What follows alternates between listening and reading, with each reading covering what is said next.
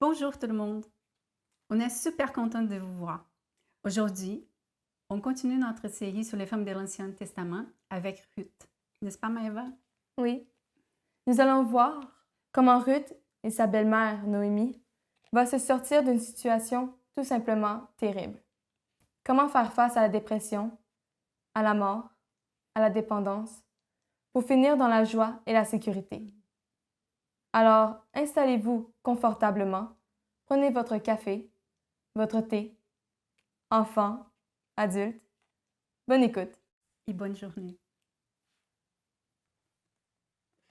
Merci, mesdames, pour cette belle introduction. Puis oui, en effet, on est rendu à la deuxième de cette belle série, Les femmes de l'Ancien Testament.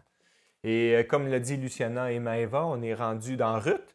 Et connaissez-vous Ruth? Ruth, c'est dans la Bible, c'est juste après le livre des Juges, avant les rois. Et on dit, mais pourquoi dans cette portion de la Bible, en passant à l'Ancien Testament? C'est les premiers livres qui est avant Jésus-Christ. Donc, ça se retrouve vraiment au milieu de l'Ancien Testament, juste après les Juges.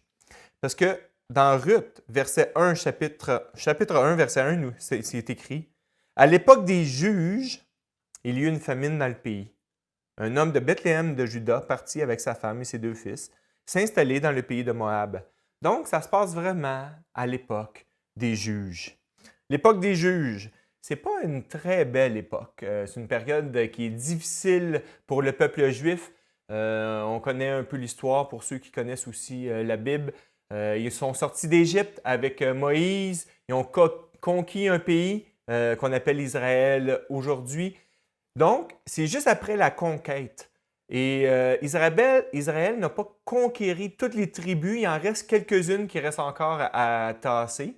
Et Israël n'est pas uni. C'est vraiment des tribus ou des peuples qui sont dispersés sur le territoire d'Israël. Donc, il y a des guerres ici et là. Les Juifs commencent à oublier tranquillement qui est l'Éternel, qui est Dieu. Et c'est seulement à l'époque des rois, qui va être plus tard que Ruth et que Noémie, que vraiment Israël va devenir plus fort et va être uni. Donc, on voit qu'il y a une famine et Elimelech et Naomi vont partir d'Israël et vont aller dans le pays de Moab. Et Moab, c'est vraiment un pays qui est ennemi à Israël. Fait qu'ils vont vraiment dans un pays ennemi pour avoir de la nourriture. Et ils ont deux garçons. Et dans ce pays-là, de Moab, Elimelech meurt. Les deux garçons se marient avec des Moabites, avec un peuple ennemi à Israël. Donc, Naomi est là avec ses deux garçons. Les deux garçons se marient. Et 10 ans plus tard, les deux garçons meurent. Donc, on se retrouve avec une mère, Naomi, et deux belles filles ensemble, sans héritage, sans travail, sans terre, sans revenus et sans toit. C'est vraiment une tragédie, là. Son mari est mort, ses deux fils sont morts, c'est le malheur, c'est la tristesse. Et Naomi décide de retourner en Israël, dans son pays d'origine, son pays d'enfance, et spécifiquement à Bethléem. Donc, Naomi demande à ses deux filles qui sont moabites de retourner dans leur pays et de trouver un autre mari et de se remarier pour qu'ils puissent continuer leur vie puis avoir une famille, une descendance. Et c'est très normal. Surtout que ces Moabites-là seraient mal accueillis en Israël, à Bethléem, parce que c'est vraiment des femmes d'un peuple ennemi. Donc, Orpa, qui est la première bru de Naomi, décide de partir et de retourner et de se remarier. Mais Ruth décide de rester avec Naomi. C'est vraiment contre toute attente. Naomi a certainement eu une grosse influence sur Ruth. Parce que Ruth, elle va quitter son pays. Elle va aller dans un pays qui est ennemi. Et elle va déclarer qu'elle croit au Dieu de Naomi. Et qu'elle va s'engager d'être loyale avec Naomi et d'en prendre soin. Parce que Naomi est rendue vieille. Elle ne peut plus se marier, elle ne peut plus avoir d'enfants. Elle ne peut pas travailler à cause de son statut. Donc, Naomi est comme vouée à quêter de l'argent dans les coins de rue. Mais Ruth décide de suivre Naomi, sa belle-mère, dans son pays d'origine, en Israël, et Ruth dit, « Je vais m'occuper de toi, Naomi. Certainement, je ne vais pas me marier, je ne vais pas avoir de famille, je ne vais pas avoir d'enfants, même si je suis jeune et j'ai de l'avenir. Je renonce à tout ça pour prendre soin de ma belle-mère. » Et on voit ça dans le chapitre 1, verset 16. Ruth répondit, « Ne me pousse pas à te laisser, à repartir loin de toi. Où tu iras, j'irai. Où tu habiteras, j'habiterai. Ton peuple sera mon peuple et ton Dieu sera mon Dieu. Où tu mourras, je mourrai et je serai enterré. Que l'Éternel me traite avec la plus grande sévérité, si autre chose que la mort me sépare de toi. » Et Naomi insiste pour que Ruth retourne dans son pays d'origine et se remarie. Mais Ruth insiste encore plus pour rester avec Naomi. Alors les deux partent ensemble vers Bethléem. Naomi la vieille et Ruth la jeune. Et rendu à Bethléem, ils se posent la question, comment on va faire pour se nourrir? Comment on va faire pour manger? Donc un matin, ils jasent ensemble, Naomi et Ruth, et les deux, d'un commun accord, je présume, décident que Ruth va aller dans les champs. C'est le temps de la récolte à Bethléem. Ruth va aller dans un champ.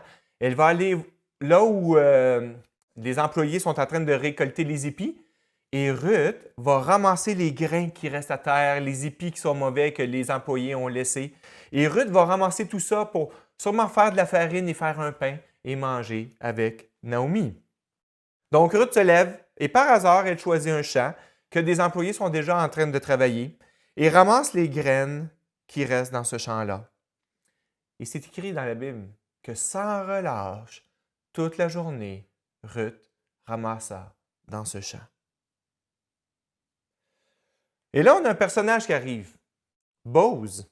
Et Boz, c'est comme le propriétaire de ce champ, c'est le propriétaire de la villa. Il vient voir ses employés, il demande le contremaître, comment ça va, comment va la récolte. Et Boz remarque Ruth. Il dit, « À qui appartient cette femme? Qui est cette femme-là? » Et là, les serviteurs vont répondre. Chapitre 2, verset 6.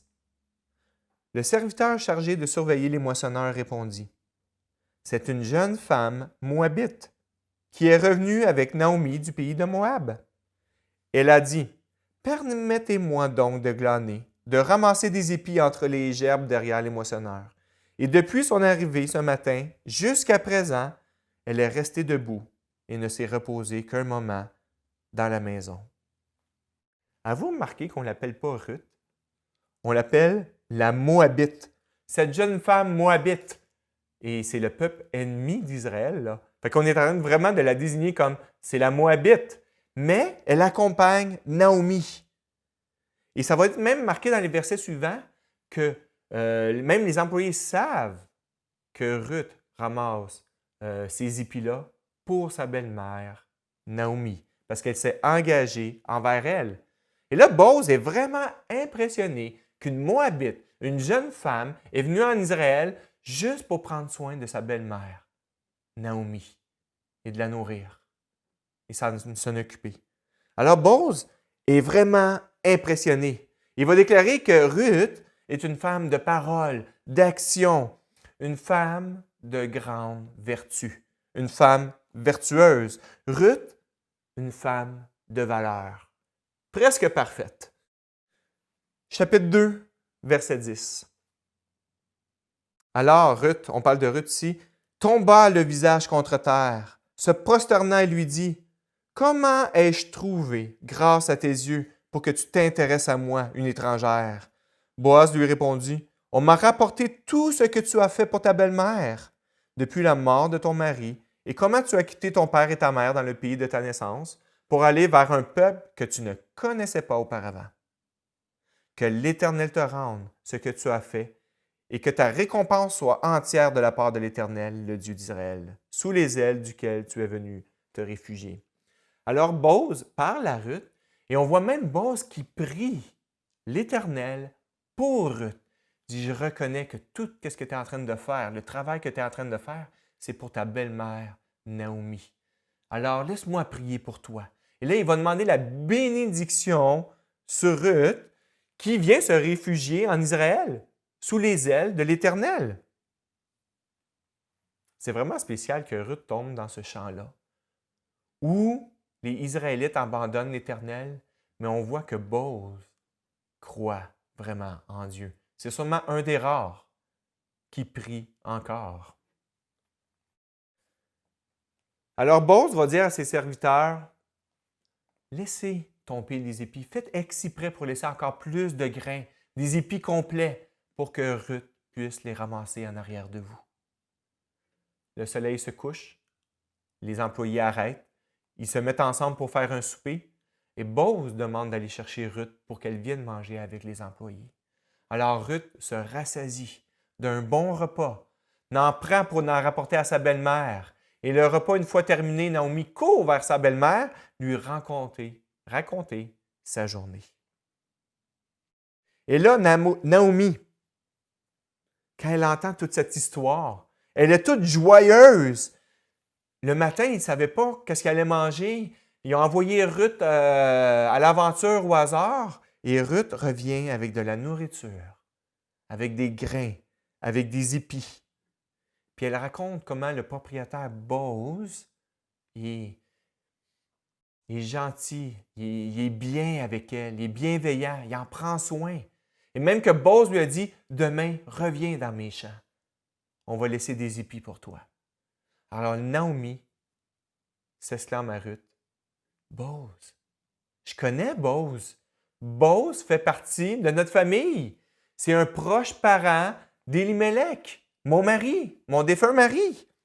Alors là, il y a une loi en Israël où quand tu es un proche parent d'une famille ou qui n'a pas d'héritier, mais tu as le droit d'adopter cette famille-là. Alors, je résume, Bose pourrait hériter de Naomi et de Ruth et vraiment d'épouser même Naomi et de les prendre sous son aile. Le lendemain matin, les deux femmes se lèvent et discutent encore. La discussion est toujours le matin, vous allez voir. Là, il y a 4 chapitres, puis c'est toujours le matin que les deux femmes discutent. Alors, ils se lèvent le matin, ils discutent. Et là, ils vont dire, Ruth, tu vas retourner dans le champ et il faut que tu trouves un moyen de dire à Bose qui fait partie de ta famille et qui a le droit de nous adopter. Et même, on va aller jusqu'à demande-le qu'il puisse t'épouser pour que tu puisses avoir une famille, te marier, avoir des enfants et pouvoir avoir un héritier. Alors, les deux femmes élaborent un plan. Ruth part au travail, va dans les champs de Bose. Le soir arrive et Ruth trouve un moyen d'aller voir Bose en secret et lui dire, Bose, tu es un proche parent de ma famille. Tu as le droit de nous adopter. Tu as même le droit de m'épouser pour pouvoir prendre soin de nous. Et on va aller voir la réponse de Bose quand Ruth lui fait la demande en mariage. Chapitre 3, verset 11. Maintenant, ma fille, n'aie pas peur. Je ferai pour toi tout ce que tu diras. Car, et le car est important ici, parce que c'est car, parce que. Pourquoi Bose voudrait épouser Ruth, puis adopter Ruth et Naomi dans sa famille? Maintenant, ma fille, n'aie pas peur. Je ferai pour toi tout ce que tu diras, car tout le monde chez nous sait que tu es une femme de valeur. Une femme de valeur. Bose déclare, Ruth, tu es une femme pleine de vertu. Je le sais, tout ce que tu fais pour prendre soin de Naomi. Et c'est très honorable. Tu aurais pu épouser un jeune homme dans ton pays, avoir une famille, avoir de la richesse, une maison, un foyer. Mais tu étais prête à renoncer à tous tes rêves par loyauté envers ta belle-mère. Et ce n'est même pas sa mère, c'est sa belle-mère. tu as abandonné ton peuple pour devenir une Juive. Donc, Bose accepte de l'épouser. Et ici, il y a un mot très spécial, hein? Une femme de valeur. Il y a une autre place dans la Bible au complet où le mot femme de valeur est réécrit. Et c'est vraiment dans le livre de Proverbes, chapitre 31, verset 10. Qui trouvera une femme de valeur? C'est la seule place dans toute la Bible où on reprend femme de valeur. Fait qu'on pense à Ruth ici. Je vais vous le lire. Qui trouvera une femme de valeur? Elle vaut bien plus que des perles. Le cœur de son mari a confiance en elle et c'est tout bénéfice pour lui. Elle lui fait du bien et non du mal. Tous les jours de sa vie. Elle se procure de la laine et du lin. Elle travaille d'une main joyeuse. Pareille à un navire marchand, elle rapporte ses provisions de loin. Elle se lève alors qu'il fait encore nuit. Elle donne la nourriture à sa famille et ses ordres à ses servantes. Elle pense à un champ et elle la jette. Et le fruit de son travail, elle plante une vigne. Et la force en guise de ceinture, elle affermit ses bras. Elle constate ce qu'elle gagne est bon. Sa lampe ne s'éteint pas la nuit. Elle file elle-même la laine. Elle tisse elle-même les habits. Elle ouvre ses bras aux malheureux. Elle tend la main aux pauvres. Elle ne redoute pas la neige pour sa famille, car chacun y est habillé avec de cramoisie. Elle fait des couvertures. Elle a des habits en fin lin et en pourpre. Son mari est reconnu aux portes de la ville, lorsqu'il siège avec les anciens du pays. Elle fait des chemises et les vend. Elle les livre de ceinture aux marchands. La force et l'honneur, voilà ce qui l'habite. Elle rit en pensant à l'avenir. Elle ouvre la bouche avec sagesse et un enseignement plein de bonté est sur sa langue. Elle veille à la bonne marche de sa maison. Elle ne mange pas le pain de la paresse. Ses fils se lèvent et la disent bien heureuse. Son mari aussi, et il chante ses louanges. Bien des femmes font preuve de valeur, mais toi, tu leur en es toute supérieure. La grâce est trompeuse et la beauté est illusoire. C'est la femme qui craint l'Éternel qu'on chantera les louanges. Donnez-lui du fruit de son travail et qu'aux portes de la ville, ses œuvres fassent son éloge. Wow! C'est tout un passage qu'on voit ici dans Proverbe 31 et je pense vraiment que ça décrit Ruth ici.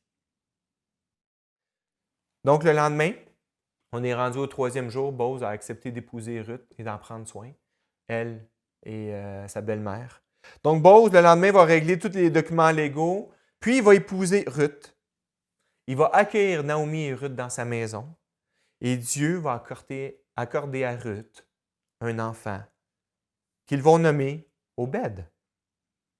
Et c'est drôle parce que l'auteur du livre de Ruth nous raconte cette histoire, finit avec des versets étonnants. Okay? C'est vraiment avec la fin du chapitre 4 qu'on comprend pourquoi cette histoire-là est dans la Bible. Okay? Ce n'est pas juste une bibliographie de Naomi puis de Ruth. On va aller au chapitre 4, verset 16. Naomi prit l'enfant. Et remarquez ici, ce n'est pas marqué Ruth, c'est bien marqué Naomi. Naomi prit l'enfant, le serra sur sa poitrine et l'éleva. Les voisines lui donnèrent un nom en disant « Un fils est né à Naomi. » Pas à Ruth, hein? « Un fils est né à Naomi. » Et elles l'appelèrent Obed. Et ce fut le père d'Isaïe, père de David. Avez-vous remarqué? C'est marqué que c'est Naomi qui va éduquer Obed. Wow, les grands-mamans! C'est le fun, ça, hein? Obed, le fils de Bose et de Ruth, va être le grand-père du grand roi David. Wow! Le roi David, le plus grand roi que Israël va avoir. Le livre commence avec la mort de 3 hommes et la désolation, et Naomi est dans la tristesse et elle n'a pas d'espoir. Le livre finit avec la naissance d'un homme, Obed, et Naomi est dans la joie et pleine d'espoir. Et même les voisines, c'est marqué, ils vont l'appeler Naomi, la bienheureuse. C'est wow! Tout un changement en 4 chapitres. Ruth, une femme étrangère qui ne connaissait pas Dieu, mais voyait Dieu à travers Naomi, décide de quitter ses dieux pour prendre soin de sa belle-mère et de faire confiance à Dieu. Ruth, une femme ordinaire qui prend des décisions ordinaires, mais qui finit d'une façon extraordinaire. Ruth, avec une situation désespérée, la mort de son mari, le fait qu'elle renonce au mariage, qu'elle renonce d'avoir des enfants, un foyer, décide d'avancer quand même et par hasard va trouver un homme qui croit en Dieu. Cet homme va prier pour elle, puis elle va même l'épouser par loyauté. Et ça me rappelle un verset du Nouveau Testament que j'aime beaucoup. Philippiens 3,12.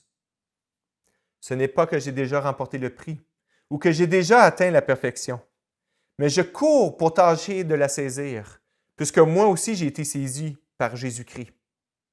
Frères, je ne pense pas l'avoir saisi, mais j'ai fait une chose. Regardez bien ici. Oubliant ce qui est en arrière et me portant ce qui est en avant, je cours vers le but pour remporter le prix de la vocation céleste de Dieu en Jésus-Christ. Oubliant ce qui est en arrière, mon ancienne vie, je cours en avant pour remporter le but, le prix. Maintenant, j'ai une question pour vous. Qu'a fait Naomi pour être heureuse et libérée? Qu'est-ce qu'elle a fait, Naomi, pour être adoptée? Qu'est-ce que Naomi a fait pour passer du malheur à la joie? Bonne question, hein? Qu'est-ce qu'elle a fait, Naomi? Oui, c'est vrai. Ruth est une femme vertueuse, même sa réputation la précédait. Elle était hors norme, elle était presque parfaite, cette femme-là, Ruth. Oui, Boaz utilise sa richesse pour bénir une famille dans le besoin. Oui, Naomi et Boaz connaissaient Dieu. Mais Naomi, il faut se le dire, elle n'a pas fait grand-chose. Naomi, à part de décider de retourner à Bethléem au début, parce qu'elle n'avait plus d'espoir, elle ne savait plus quoi faire, c'est pas mal Ruth et Boaz qui fait le reste. Naomi, elle a grandi en Israël. Et Dieu était clair avec les Juifs. Restez en Israël. Je vais vous bénir. Mais à cause de circonstances, Elimelech et Naomi partent et vont dans le pays de Moab. Dieu va utiliser la mort de son mari, la mort de ses fils, pour ramener Naomi en Israël, là où Dieu la voulait. Bethléem, Israël. Et je ne sais pas si vous êtes comme moi, je suis sûr que vous êtes comme moi là-dessus, mais à chaque fois qu'on raconte une histoire, qu'elle soit vraie ou pas, on s'identifie à un personnage.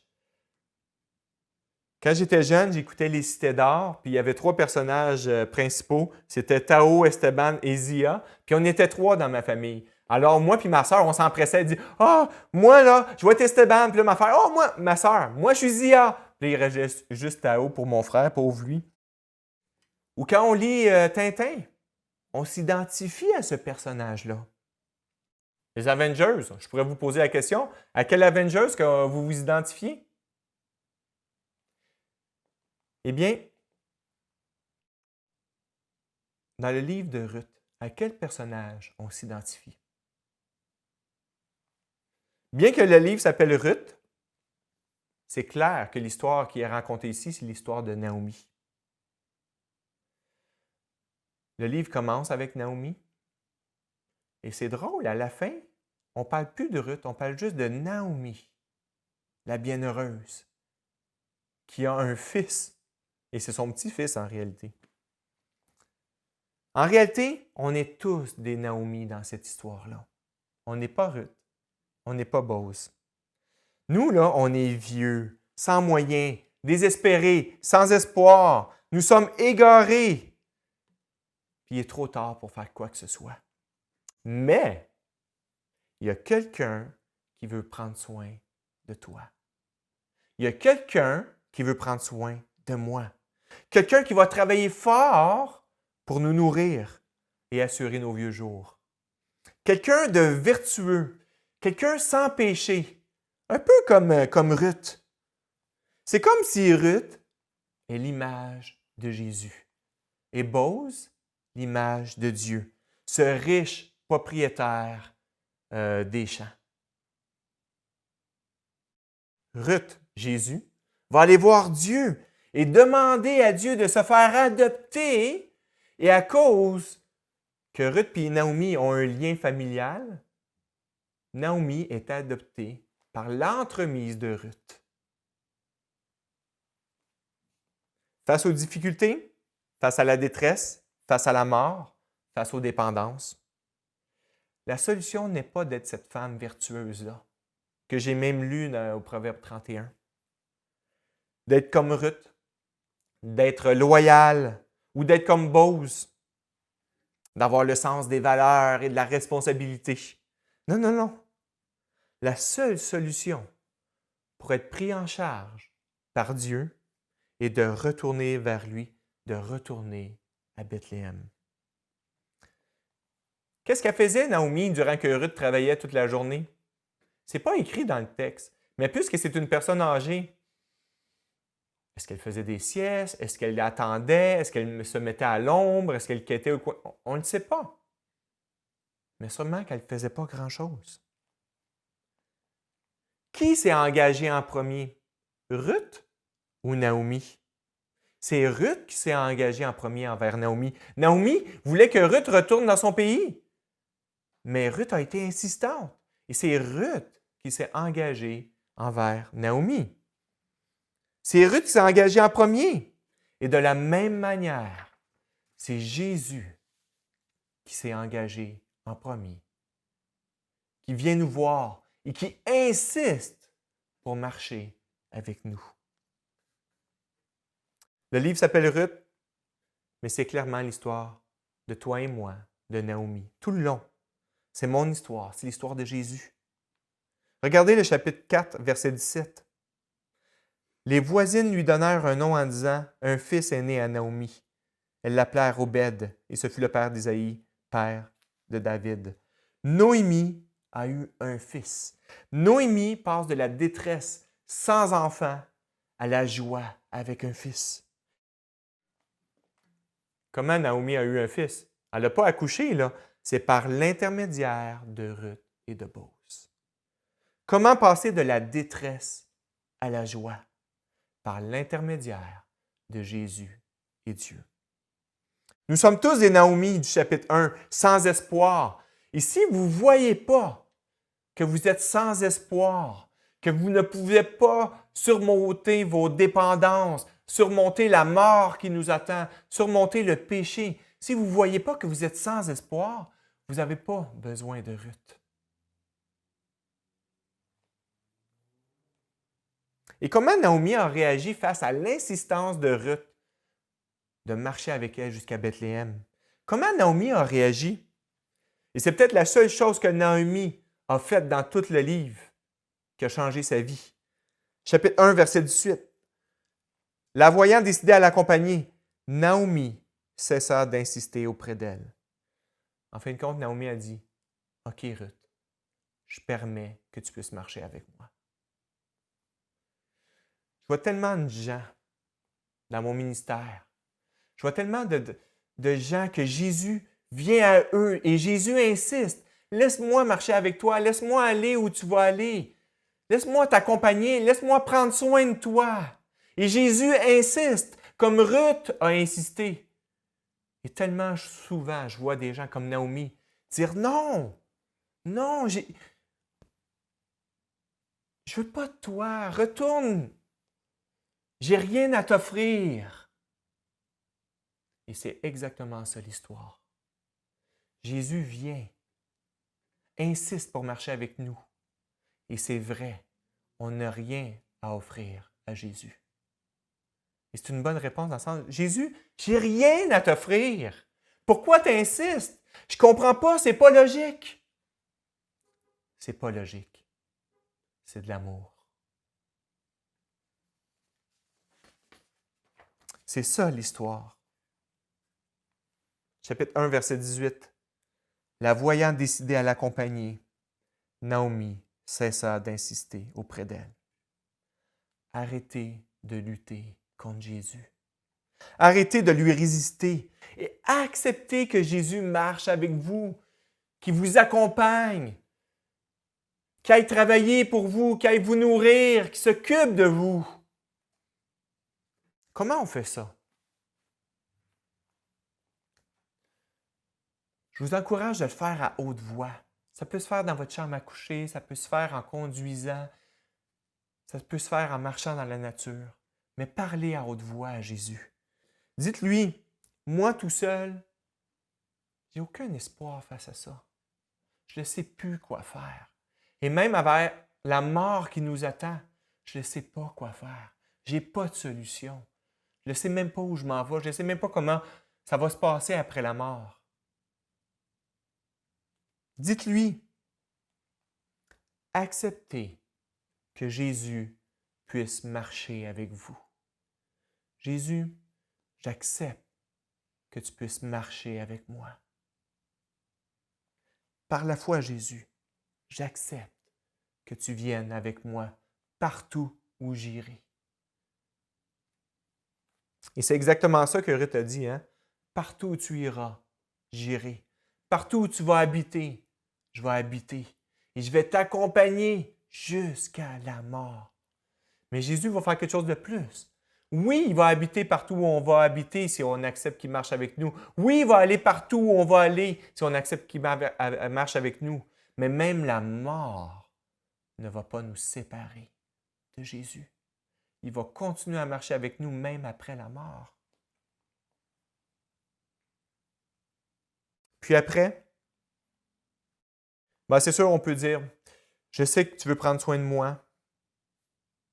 Merci Jésus. Et là, marchez avec Jésus dans votre vie. Laissez-le vous accompagner. Et vous allez voir, Naomi n'avait aucune idée qu'est-ce qui allait se passer. Laissez Jésus agir et regardez qu'est-ce qui va se passer. Qu'est-ce que Naomi a fait? Pas grand-chose, à part d'accepter que Ruth l'accompagne, contre toute logique. Jésus a tout quitté pour prendre soin de toi et de moi. Puis il insiste pour marcher avec toi. Alors tu réponds quoi? Jésus insiste et tu le sais. Tu réponds quoi? Moi, à l'âge de 18 ans, j'ai dit oui. J'ai arrêté de résister à Jésus. Je me suis aperçu que je ne pouvais rien faire pour ma vie présente et ma vie après ma mort, que je ne contrôlais rien, que j'étais même sans espoir. Oui, je pouvais avoir des plaisirs de la vie, mais il n'y avait rien. C'était vide. Alors, à 18 ans, j'ai arrêté de résister à Jésus et j'ai accepté que Jésus puisse marcher avec moi. J'ai dit, OK, je ne comprends pas, ce n'est pas logique, j'ai rien à t'offrir, Jésus, mais j'accepte que tu marches avec moi. Retournons à Bethléem et allons voir qu'est-ce qu'il nous réserve, qu'est-ce que l'avenir nous réserve. Et j'ai hâte de voir qu'est-ce que Jésus va faire dans votre vie. Comment Jésus va procéder. Quel miracle qu'on va voir. Parce que l'histoire de Naomi, c'est de passer au chapitre 1. Mort, tragédie, détresse, sans espoir, à bienheureuse, comblée, avoir un fils, un foyer et de l'espoir. Qu'est-ce que tu réponds à Jésus? J'aimerais qu'on puisse prier ensemble. Et prier ensemble, c'est simplement parler à Dieu. Alors, je vais parler à Dieu devant vous. Alors, j'aimerais soit qu'on puisse fermer les yeux si vous êtes seul. Le but, c'est de ne pas se laisser déconcentrer parce qu'on parle à Dieu. Et Dieu, je veux tellement te dire merci. Merci parce que tu insistes. Merci parce que tu aimes. Merci parce que tu transformes la vie. Merci parce que toi, tu es cet homme vertueux, parfait, sans défaut. Ta renommée est extraordinaire. Il n'y a personne sur terre qui est comparable à toi. Il n'y a personne dans l'univers qui est comparable à toi. Et tu es là, à côté de nous, et tu insistes. Laisse-moi marcher avec toi. Et je veux dire merci pour chaque personne qui a dit oui, j'accepte que tu marches avec moi. Et grand Dieu, il y a des personnes qui nous écoutent en ce moment et qui savent que Jésus est là et qui insistent, mais qui résistent comme Naomi résistait au début. Eh bien, grand Dieu, je veux te remettre ces personnes-là. Fais-leur plier les genoux. Fais-leur plier leur orgueil. Fais-leur plier leur contrôle. Fais-leur plier, je t'ai rien à donner, j'ai rien à donner en retour, Jésus. Je veux ramasser quelque chose pour te donner quelque chose en retour. Non. Jésus, je veux te prier pour ces gens-là qui résistent depuis des années, depuis des mois, depuis des semaines. Qu'aujourd'hui même soit cette journée. Oui, qui ne savent pas ce qui va arriver demain, mais qui vont accepter de marcher avec toi.